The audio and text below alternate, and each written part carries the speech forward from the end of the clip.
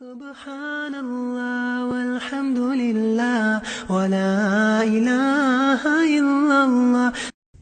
أعوذ بالله من الشيطان الرجيم. فدلاهما بغرور. رب اشرح لي صدري ويسر لي أمري واحلل عقدة من لساني يفقه قولي. الحمد لله والصلاة والسلام على رسول الله وعلى آله وصحبه أجمعين. Assalamu alaikum, Quran Weekly. The 22nd ayah of Surah Al-A'raf is a long one, but in this brief reminder, I want to share with you the first part of the expression that's used in it that has just an incredible amount of wisdom for life in our dealings with shaitan. Allah Azza wa Jalla is describing how shaitan got our parents, Adam and Hawa, salamun alayhima, to make the mistake that they made. What was his strategy to get them to listen to him? Not just what he said to them. We all know that he whispered to them. We all know that he offered them eternity and that they could stay in Jannah. We know that. But how did he do it? What method did he use?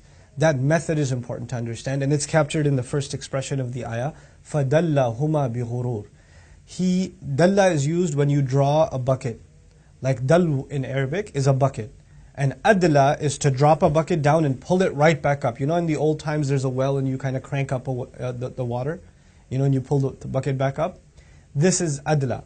But dalla is to slowly lower the bucket, or to put a bucket, you know, for a very primitive way of hunting an animal. You have some food like a carrot or something, you put it inside a bucket and it's tied to a rope, and the animal comes and you kind of pull it little by little by little by little towards yourself, and the animal follows it. This is actually called dalla. Like literally, shaitan didn't go out and say, disobey Allah. He offered it a little bit, just a small little bit of compromise, and they listened. And then he offered just a little bit more. It's harmless. What I'm saying isn't haram. I'm just saying, just don't take it a little bit easy, you know. And then you don't have to eat from this tree, in the case of our parents. You don't have to eat from, I'm not saying you should eat from the tree. I'm just saying at least check it out. It's a beautiful tree. There's no harm looking at it, is there? Now, look, Allah's commandment was, وَلَا تَقْرَبَا هَذِهِ الشَّجَرَةِ. Don't go near this tree. So the first thing he says, look, at least you're not touching it, okay? At least you're not touching it. Just go near it. What's the big deal? And then when they go near, then you know what? It's not like you're not supposed to climb it. You're just not supposed to eat from it. Just have a little climb. It's no big deal. And it's not at one time. Dalla also suggests that these suggestions came a day, then another day, then another day, then another day. Like this was a process for this guy. It wasn't like he whispered to Adam alayhi salam and immediately he went and ate from the tree. There's actually an entire strategic, little by little by little winning over the argument that he's doing. فَدَلَّهُمَا بِغُرُورٍ. And that's what he does to us to this day. This is the reason it's mentioned in the Quran. That he drew them out with using this. And the بِغُرُور I didn't translate. Using deception. This is a kind of deception. In other words, there are things that are clearly wrong. You and I know that. There are things that are clearly wrong. But there are a lot of small, not as clearly wrong steps that are there that you should have the sense to know, if I take this one tiny step, tomorrow I'll be taking another tiny step, and then another, and then another, and before I know it, I'll end up in the wrong. So you have to put protective measures in place. And when you put those protective measures in place, it keeps you from falling into trouble. Now shaitan comes and he doesn't attack, or he doesn't tell you to make the haram into halal. Oh, that's too direct. And the Muslim will say, no, it's obviously haram. I'm not going to do that. He comes and he says, listen, this one little step I'm asking you to take, it's clearly not haram. That's not wrong. You could do that much at least. There's nobody that can blame you for that. And then people come and say to the scholar, to the alim, to the da'i, to the khatib, hey, so I know that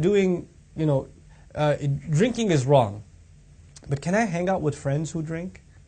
I mean, I'm not going to the bar or anything, but sometimes they drink in my office. Can I just be with them? Just, because, they're my friends. Can I at least do that much? Is it absolutely haram for me to do that? And the scholar will say something like, I advise you not to do it. It's not a good idea. It's bad company.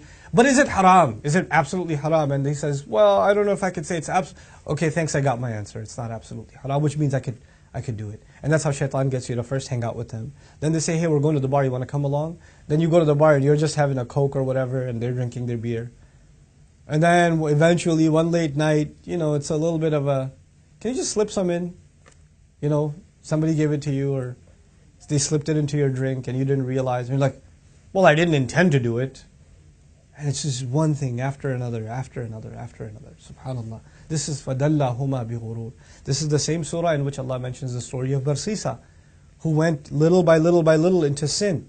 And this is not the occasion to tell you that story, but the point is the same. Shaitan will not come at you directly calling you to do the wrong thing. Shaitan will come at you to try to just compromise or get on the road to the wrong. And by the way, when you're on that road, until you do the wrong, nobody can come out and directly tell you, listen, by the way, this is wrong what you're doing. Because it's not wrong. It's on the road to it. And if you don't recognize that you're being pulled slowly but surely towards it, then you only have yourself to blame. This is why Allah's commandment to Adam a.s., the advice to Adam a.s. wasn't just don't eat from this tree. The advice was don't go near it. There's a big difference between those two things, And so you and I have to recognize there are some things that are clearly haram, but there's a road that leads to them. We have to watch out and not go on that track that shaitan's trying to reel us into. Barakallahu li wa lakum. Wassalamu alaikum wa rahmatullahi wa barakatuh. Assalamu alaikum everyone. If you benefited from these reminders, please support Quran Weekly by clicking the link below. Subhanallah walhamdulillah wa la ilaha illallah.